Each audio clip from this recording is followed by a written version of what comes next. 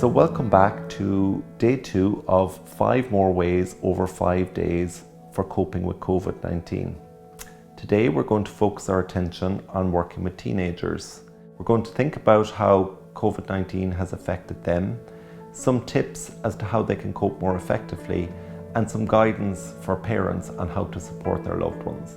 So you're working mainly with teenagers. What kind of issues are coming up for teenagers at the moment, or how are they coping with COVID-19? I suppose there's two main things that I'm noticing in my work. The first is that it's having a positive impact in relation to young people's mental health, or at least it can do. Some people are worrying less. Reasons for this might be due to them having greater contact with their family and perhaps reduced levels of stress and anxiety due to performance, either within the school environment or with their peers. And at the same time, other people are finding it very difficult. There are increased levels of anxiety and they're finding things really difficult. When we look to the reasons why this might be happening is that there's a change in their routine, or in fact for some people there might be no routine at all. Getting up at different times, going to bed at different times, not exercising, eating irregularly, all the things that they typically wouldn't normally do. And they're not engaging in those types of activities that help them be themselves. So when you look at a typical school day and what that entails, it can often mirror what happens in relation to promoting positive mental health. So you have to get up at a certain time, you go to bed at a certain time, you're distracted throughout the day. Your day is punctuated by regular kind of meal time, so you're eating regularly, and at the same time you're connecting socially with others, with peers. After every 40 or 50 minutes in school, you tend to be getting up, so you're mobilizing, you're moving between classes, a chance to share information, a chance to connect with others, and a break from kind of the routine of the class. So working with teenagers and young people, what kind of advice can you give them at the moment to cope more effectively with COVID-19? So the 3 key messages I suppose I'm trying to get across today is really to focus in on establishing and maintaining a routine, to incorporate positive, meaningful activities within that routine, and to focus on those 5 key areas that we know help boost our well-being. In relation to kind of tips in coping with this current difficulties, I would say trying to establish a routine. That might mean mirroring what would typically happen within the school day, or not, looking at ways in which young people can kind of create new ways of having a routine to kind of get through the demands that have been placed on them in the current situation. At the same time, it's really important that young people put in positive, meaningful activities within their routine. So that might be things that help them be themselves.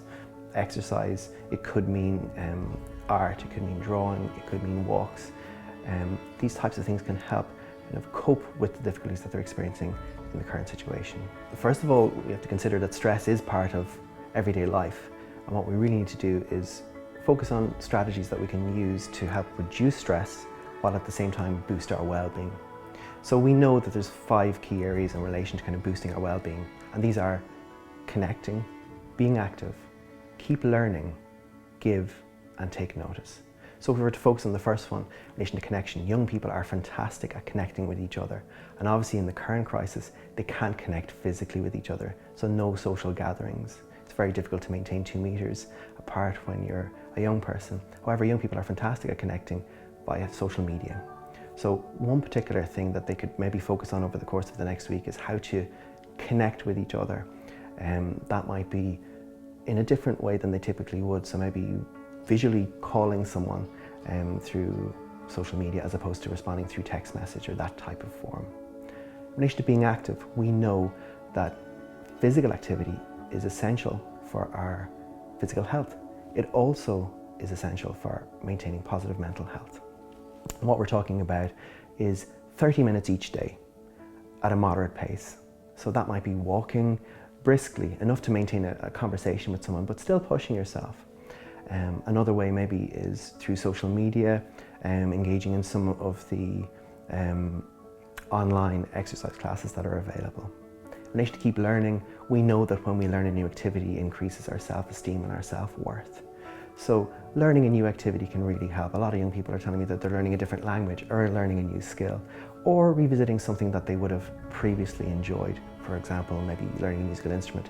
If they play the guitar, maybe one new thing that they can focus on over the course of the next week is indeed learning a new song and sharing that with others. The concept of giving relates to when we do something kind for someone else, we in turn feel the benefit ourselves.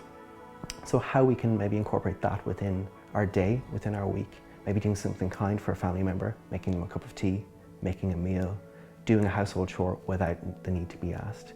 These are all ways in which we can foster positive relationships with others at this time. Finally, taking notice. This relates to the principles of mindfulness, paying attention to the present moment. We know that when we do this, it helps alleviate stress, it helps alleviate suffering. Oftentimes young people tell me that when they go to bed at night, they turn off the lights, but they turn on their minds. They worry about the future. They lament on things from their past. Mindfulness-based activities help them focus in on the present moment. So an example of that might be 3-5 breathing, where we breathe in for a count of 3 and breathe out for a count of 5 for the course of about a minute. Or engaging in mindful acts such as mindful colouring. Indeed, any act can be done mindfully. So what kind of guidance can you give to parents to help their young person cope during COVID-19?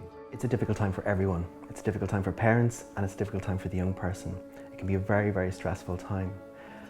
It's really important that parents mind their own mental health. Very much like when we're travelling, when we can travel again and we're on that airplane and we hear that we need to put on our own life jacket first before attending to the needs of others. In relation to mental health, it's exactly the same. We need to be fit and strong within our own selves in order to support and contain the anxieties of the young people that we have in our lives.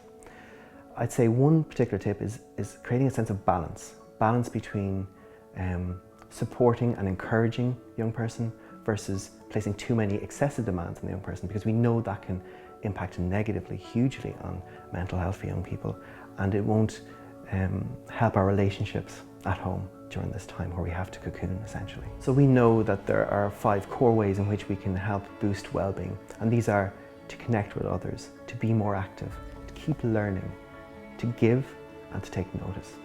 So parents are no different than young people. They need to mind that for themselves. However, they might do something a little bit different in that they might invite young people to share in some of these activities with them. So in relation to connection, for example, how we can connect with our young people. Maybe that might be doing an activity that we once did and enjoyed together, or maybe doing something new. For example, board games are very popular at the moment, or family-based activities, or movie nights. These are really important ways in which we can connect with each other. In relation to being active, we know physical exercise is really important for our physical well-being, but also our mental health. So maybe perhaps inviting young people to come for that walk, 30 minutes within a 2-kilometre radius of our house, or maybe engaging in kind of an online exercise program that's very popular at the moment. Combining these skills together can really help promote positive mental health and a greater sense of connection. In relation to keep learning, it's a really important skill for everyone to kind of master. Oftentimes what I'm finding is parents are really benefiting from young people teaching them something new. We live in a social world now with social connection, and oftentimes young people are experts at helping their parents navigate the world of social media to connect with their family and friends. In engaging with young people in these kinds of ways, it helps foster a more positive relationship. And doing these types of activities in parallel often is an unspoken invitation for the young person to tell their parent or caregiver how they're feeling. So they get to talk about how they're doing emotionally. And in doing so, it helps the parent contain that emotion.